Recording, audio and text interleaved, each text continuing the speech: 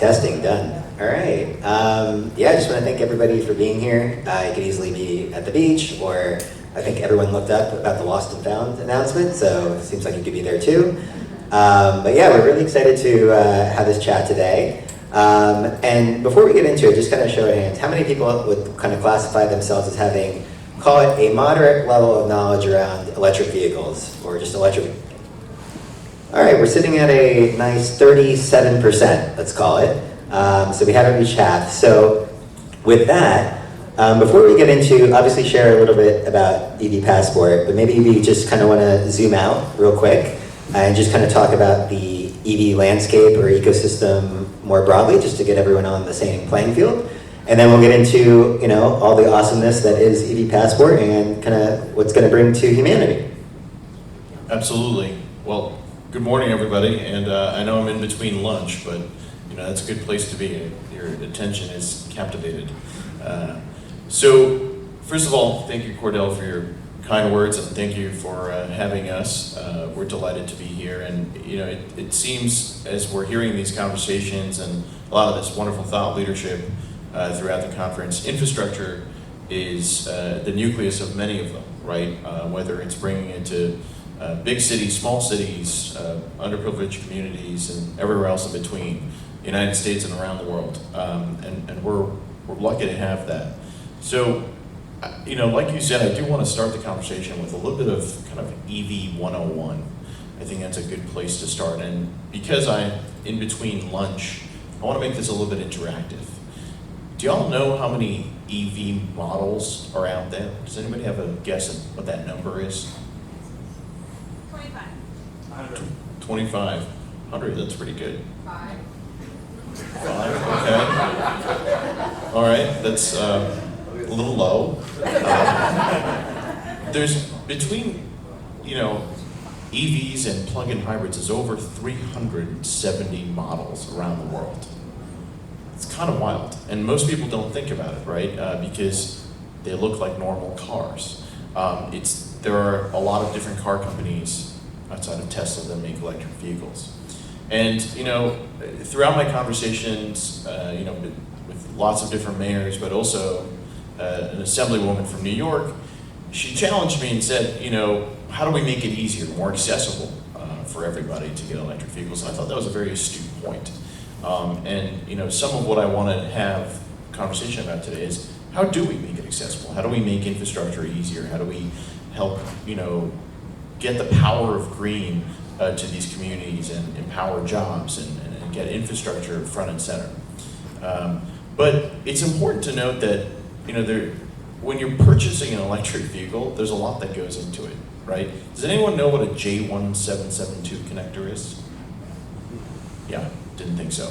It's the plug. It's the type of plug that goes into your car, right? When you go to the gas station, you're like, the nozzle looks right, you know, I pump my car. Well, there are different plugs out there. Every electric vehicle that's coming out there, and or plug-in hybrid, uses a J1772 plug, right? So VW, Ford, Chevy, the new Hummer, Kia, Toyota, they all use that, except one car company, Tesla. Tesla's kind of like the Apple model, right? And you know, and that's part of, you know, the narrative that I want to mention here today is we want to, you know, create standards, right? So that we can get everybody to, you know, use the same plugs, create systems and processes in that regard.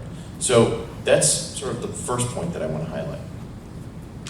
Is that a good starting point, Faris? Yeah, and I actually just had a question on that, just in terms of like looking out into the future, because like, you know, whether it be electric or a regular vehicle, most of the people here probably own a car, and when they get in the car, they're not really probably concerned around, oh, how far do I have to drive, or okay, where's the gas station going to be? Whether you plan it or don't plan it, you're probably going to find a gas station.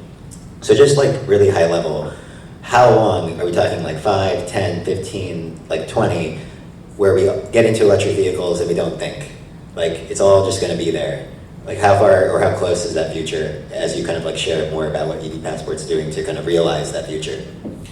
So unfortunately, range anxiety is a thing, and it's because we don't have enough infrastructure out there. And you know, the good work that we're all doing across multiple levels is hopefully going to change that strategy, but hope is not a strategy. We're going to take it day by day, charger by charger, job by job. But it's important, when people buy an electric vehicle, they don't realize you have to plan your trips now, right? Because range anxiety is a thing. You got to know where you're going. You're in Texas. You cannot go from East Texas to West Texas today without stopping to charge. And the middle of Texas is quite barren. There's no chargers. And that's something that we're trying to combat. And Texas is a big market for us. We're excited to be in Dallas, even Houston, right? The Houston Rockets is one of our customers, right? Imagine Oil Town is now committed to electric vehicle charging, which is pretty remarkable. Yeah, I can definitely confirm this. Like, I'm looking to get a electric pickup truck, and my wife literally doesn't want to do it because she doesn't trust me, because she thinks we'll just run out of electricity. So this is definitely, whether it be range anxiety or just like me as a human being, just like lack of Faris trust, this is definitely something that if it is prohibitive for us, it must be prohibitive for a lot of others out there, which is probably essentially blocking progress. Yeah, and I want to pivot towards the actual construction and infrastructure side of it, right? I know that people think that electric vehicle charging is just sort of a plug, right, and it just sort of works. But when we're thinking about planning our communities, our cities, and things like that, we have to consider what it takes to do that. There's a certain amount of power that goes into it. There's load balancing. There are all these variables that go into it. And a lot of cities across the country are challenged with updating the infrastructure because buildings are older and we weren't prepared to charge electric vehicles. And that's something that we're helping combat also at the same time is, understanding what it takes to put in a plug, right? The standard, level 2 charger, which is sort of your destination charger, is a charger you might see at home or a workplace, right? It's, about 7 kilowatts. And I encourage everybody to think back your physics days, right? So what does that mean, 7 kilowatts? So for, when you have a 7 kilowatt charger, you're able to get 30 to 40 miles of range per hour, right? So think about that. If I'm going from, I live in Los Angeles, if I wanted to go to Orange County, I'd have to light a candle and say a prayer, if I only did 1 hour of charge. So I would need to adjust my plan and make sure that I have full charge or, at least 2-3 hours of charge, which is why it's important to realize that, we're looking at putting infrastructure in areas where we live, work, and play. You don't need to go to the gas station anymore. Why? Because it's off the beaten path, right? You charge at home, you charge at your office, you charge at the grocery store, you charge at the movies, you charge at the casino, you charge at the hotel, you charge at the hospital, you charge at school, right? And we want to be able to allow people to charge at their destinations. So that being said, you go to work. Most people should work about 8 hours a day. Well, so they say, right? But if you're doing that, you're able to charge your vehicle and come back, right? So that's why it's important to know that the 7 kilowatt charger, that destination charger, is such an important element of the way we're going to plan for that infrastructure. Well, that charger needs about 40 amps. Does anyone know what that means, 40 amps? A little bit? No, I was gonna say, it sounds pretty cool though, kind of interesting. So your washer dryer in the United States is 220 volts, which is about 40 amps, right, for perspective.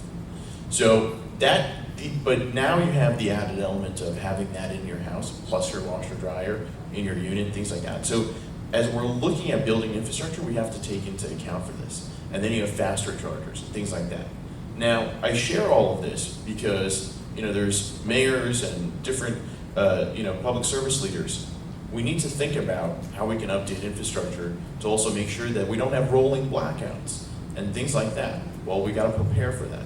And one thing that I'm very proud of at EVPassport is, we're not a bunch of energy guys, right? We come from the software world.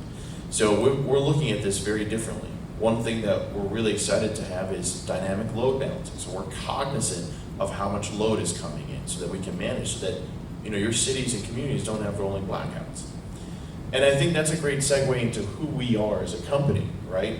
A lot of times people say, well, what is EVPassport? Who are we? And often, companies will describe themselves as, you're either a business-to-business company or a business-to-consumer company. Well, I'm proud to say that we're a business-to-society company. Because the work we're doing is leveraging infrastructure and creating engagement in areas like we live, work, and play, right? And I'm proud to say that we have a lot of customers that reflect the diversity of those locations. You know, I mentioned the Houston Rockets, Marriott's a customer, Hilton's a customer, Verizon is a customer, Portland General Electric is a customer. So, and the reason for that is because infrastructure is a very necessary piece of the way we do things, and connecting it is so vital, not just in the way we go about our daily lives, but trying to save the planet, right? So when you think about not just the economics of it, but also how much CO2 you save, that's one of the measures that we look at. And I think, you know, I challenge everybody to go back and see if you can calculate your carbon footprint. You know, I think that's something that we need to think about as we go about this endeavor. Yeah, something you brought